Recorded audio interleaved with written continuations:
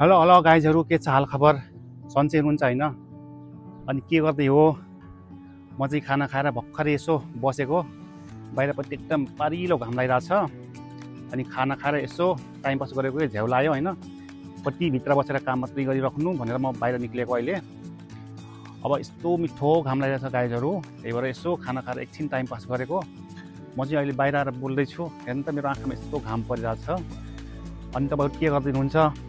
मेरो भिडियो कुन ठाउँबाट हेर्नुहुन्छ? सबैले लाइक कमेन्ट सब्सक्राइब चाहिँ गरिदिनु होला होइन। सबैले माया गरिदिनु होला, साथ सपोर्ट गरिदिनु होला।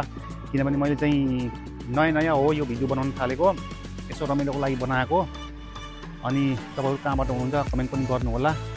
अब म चाहिँ भित्र चाहिँ काम छ मेरो धेरै किचनमा क्या। मेरो चाहिँ अब किचनको काम हो नि त। म अब मासुहरूको आइटम धेरै बनाउने गर्छु होइन। अब फेरि मासु पकाउनु पर्ने छ क्या गाइजहरू। अब एकछिनपछि म फेरि किचनमा छिर्दैछु। किचनमा गइसकेपछि सबै मैले तपाईँहरूलाई देखाउनु छु। अब के गर्छु भित्र गएर मासु पकाउँछु घरमैसँग सबै म देखाउनु छु क्या गाइजहरू है। मेरो भिडियो हेरेर एकदमै माया गरिदिनु होला, साथ सपोर्ट गरिदिनु होला गाइजहरू। अब म किचनमा छिरिसकेँ गाइजहरू है। देख्न सक्नुहुन्छ मैले यतापट्टि मासु ठिक्क बनाएको छु पकाउनको लागि। सुरुमा अब यो भुटनको लागि मासु हो होइन। यतापट्टि पनि छ, यो पनि पुरै मटन भुटन हो क्या। बोकाको भुटन एकदमै ठिक्क बनाएको छु पकाउनको लागि। अनि यतापट्टि देख्न सक्नुहुन्छ यत्रो कराई बसालेको छु मैले। यो कराई भरि मासु पकाउँछु कि। अब सुरुमै मैले भुटन पकाउनु पर्ने हुन्छ गाइजहरू होइन। त्यसपछि बल्ल अरू आइटम पकाउँछु मैले। ग्यास बालिसकेको छु। अब यसरी पकाउँदैछु मैले गाइजहरू। ट्याक्क लाएर भुटन खानुपर्छ ल, चोक्पाको नेपाली स्वादमा पटपट पटपट पटपट भुटेर मग मग मग मग बासना आउने गरी है। ठ्याक्क नेपाली मसाला, नेपालीपनको नेपाली स्वादमा मैले चाहिँ भुटन पकाउँदैछु। खानेले आउनु होला गाइजहरू। अब मैले किचनमा काम गर्दै गर्दाखेरि किचनमा के प्राविधिक गडबडी हुन्छ भनेर पनि देखाउन जानेछु है गाइजहरू। हेर्नुहोस् है, अहिले यो भट्टी चुलो यसरी बलिरहेछ नि, यो हिजोदेखि बिग्रेको। अनि समस्या रहेछ सिलिन्डरबाट ग्यास फालेन। त्यो चाहिँ आज बिहानै मेरो 900 रुपियाँ चुनो लाग्छ है। यो बिग्रियो कि भनेर आज ग्यास बनाउने भैया ल्याएर बनाएर फेरे होइन। त्यसपछि पनि फेरि तान्दैन। त्यो भैया त गइसक्यो भयो भनेर पैसा पनि लिएर गयो। मेरो पैसा 900 रुपियाँ चुर्लुमै गयो आज। त्यसपछि फेरि बोल्दा यो ग्यास त आउन्न।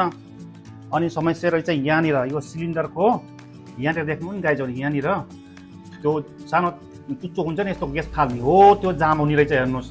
त्यसपछि ग्यास नफाल्ने। त्यसपछि यो सिलिन्डर खोलेर बाहिर लगेर स्क्रू ड्राइभर छ्यास्सा दुईचोटि पारेपछि बल्ल चाहिँ ग्यास यतिको बल्यो हेर्नुहोस् है। दिमाग चाहिँ लाउनु पर्ने रहेछ। आज दिमाग नलाउनाले मेरो 900 रुपियाँ खाल्टोमा गयो हेर्नुहोस् गाइजहरू। खाल्टोमा गएछ कि 900 रुपियाँ। अब मैले मासुलाई पकाउनु थालिसकेँ होइन। यतिको भएको छ। यसमा चाहिँ मरमसला राखिसकेको छु। त्यसपछि यतापट्टि फेरि अर्को मासु छ हेर्नुहोस्। अर्को मासु पकाएको छु पुरा कालो कराईमा पकाएको मासु मिठो हुन्छ क्या गाइजहरू। अनि यो चाहिँ भुटन हो। यसमा चाहिँ अब खुन हाल्न बाँकी छ होइन। मसला हालिसकेँ, एकदम मग मग मग मग पसाइरहेको के। पल्लो चाहिँ फेरि बोकाको गर्दनको मासु हो है गाइजहरू। यो चाहिँ भुटन एकदम लगभग कति थुप्रै छ क्या यो भुटन। 7-8 किलो होला यसमा हेर्दाखेरि थोरै देखियो पनि। अब यहाँ हेर्नुहोस् है, भुटनको कम्प्लिट कलर चाहिँ यस्तो आउँछ है, कालो आउँछ होइन। खाँदाखेरि चक्क मुखमा नेपाली स्वाद आउँछ। नेपाली स्वादमा यो भुटन रेडी भयो गाइजहरू। यसको चाहिँ कम्प्लिट कलर चाहिँ यस्तो हुन्छ भुटनको। पकाउँदाखेरि जस्तो देखे पनि लास्टमा यसको कलर भनेको कालो, किनभने खुन राखेको छ नि त गाइजहरू। अब मेरो भुटन चाहिँ खानको लागि रेडी भयो गाइजहरू।